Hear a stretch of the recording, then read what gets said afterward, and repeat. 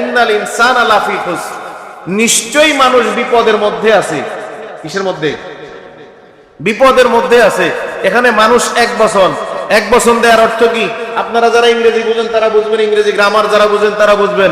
All দ্বারা সবাইকে বোঝায়, এভরি দ্বারাও, ইচ দ্বারাও সবাইকে বোঝায়, কিন্তু ইচ দ্বারা একটা একটা আলাদা বোঝায়, সবাইকে কিন্তু আলাদা বোঝায়।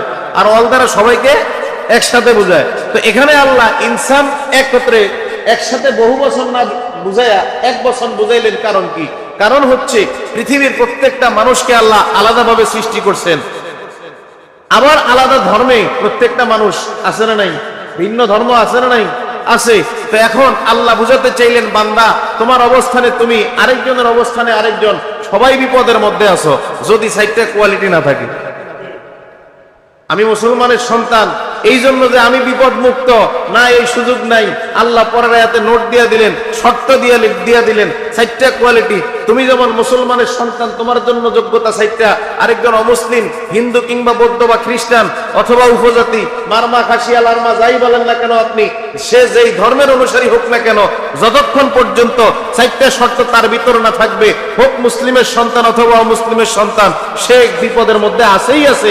এটা আমার কথা না, এটা স্বয়ং রব্বুল আলামিনের কথা। কার কথা?